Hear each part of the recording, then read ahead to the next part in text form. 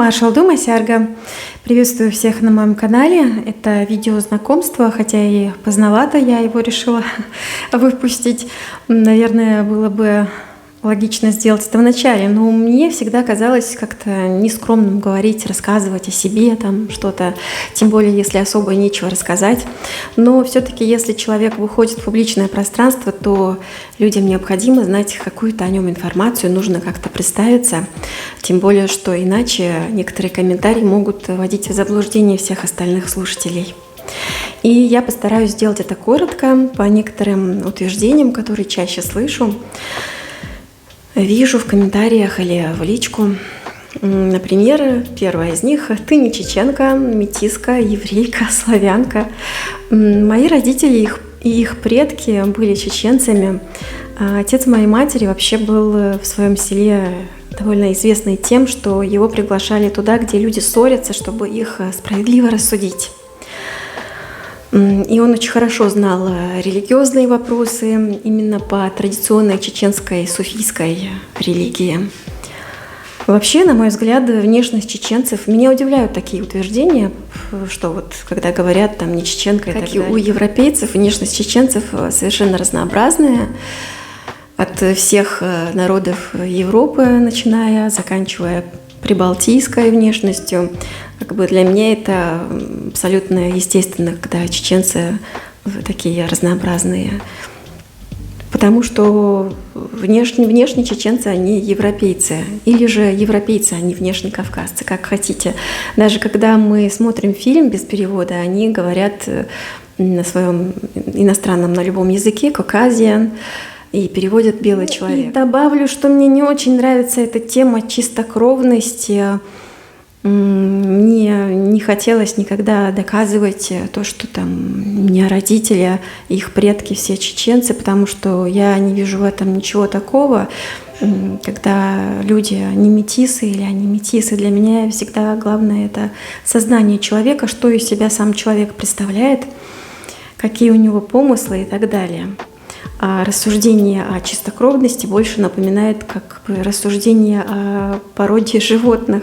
Ну, может быть, это я так воспринимаю, никому не навязываю. Следующее утверждение о том, что у меня отличный русский язык. Спасибо, конечно, за комплимент, но это далеко не так. У меня всегда были и есть проблемы с ударениями особенно. И я часто, прежде чем выйти в эфир, какие-то слова сверяю, уточняю, как они правильно произносятся. И тем не менее, все равно иногда промахиваюсь. У нас дома всегда был чеченский язык, папа разрешал говорить только по-чеченски дома. И русский язык он знал очень хорошо. Также и другие языки ему давались легко, хотя он их не изучал, но там, где он оказывался, будь то в Турции или в других местах, он быстро начинал понимать и разговаривать. Мама у нас всегда говорила и говорит только по-чеченски. У меня оба родителя с одного села, Жиртовского района. Часто пишут, что я не знаю совершенно ничего о религии. Но дело в том, что с моей любовью к чтению как-то, когда мне было 18 лет, наш зять, который очень религиозный, именно по-новому, скажем так, религиозный, не как наши предки чеченцы, и он меня окружил самыми такими хорошими книгами по религии, именно по такой арабизированной версии этой религии. Самые вот эти важные книги, сунна, хадисы, все он мне предоставил, диски. Поначалу я была очень впечатлена, потому что я прям погрузилась в это все, но мне это было недостаточно однозначно, и литература, мистические духовные знания мудрецов, таких как Руми, Карл Юнг, многих других, для меня остаются очень важными. Где я жила и работала до 32 лет, я жила в Грозном на Первомайской улице, самая родная улица на свете, и родная школа номер 7. Хотя после войны она была уже разрушена, и пришлось доучиваться в полуразваленной 41-й, но все-таки самой родной своей школой я считаю школу номер 7. А уже в 32 года я переехала с семьей в Европу. Пока я жила в Грозном, Я очень многие годы работала на радио и телевидении. Мои передачи всегда были связаны с творчеством и с прикладной психологией, или как это сказать по-русски, я не знаю.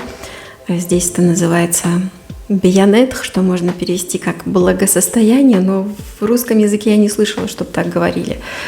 Но в любом случае это связано с внутренней гармонией человека. У меня так и называлась передача «Гармония», «Жемчужина творчества» и так далее. И больше всего я любила работать именно на радио. Телевидение это получилось немножко случайно, а радио для меня было моим собственным выбором. И самое забавное для меня утверждение: ты не знаешь ни говорить, ни читать по-чеченски. Но к чему отсунжимел ждуина вот сахар, в школе адик дешерас, сун и гуманитарный предмет, шеердухвай, инглиш, но к чему русский язык, литература, ушаешь сун. Дикритер социарих тахар алгебрей тюн уравненищий ушсон барк хаяца езерца таханаца ез со тайберит шерияла уши уравнение шхунд уешца киич. Чуах нох чемот бец ацабити терм доудурцу аскмот чуабич нох чемот проблем хилияц. Табул чансен зак оргирам хушхербацун из нох чемот халбу и дик аму вецани тут сахила даймон цастеш нашхуин дюхар хайш ху мямду цакиич болхпа дукагум дук. Возможно, я что-то пропустила, вы мне всегда можете об этом напомнить, и я благодарю всех, кто смотрит мой канал, кто подписывается и оставляет комментарии. Дейл рисху масярна. Адикел маш айл. Сожимел шейна сунгуттара. Тук еще ногчи книг, ногчи фольклорер тига. Чух хаз и забредица шхалар, гуттара молон шхаляц халаруш. И ждешь чохсам удоларса, и ждук деши сундага амаруш. Юхтратер чартвик цавеча, хаушал цавеч. Мадин хаюла от сгаикно молых лет дицар дицаоли. И жбил бормасу.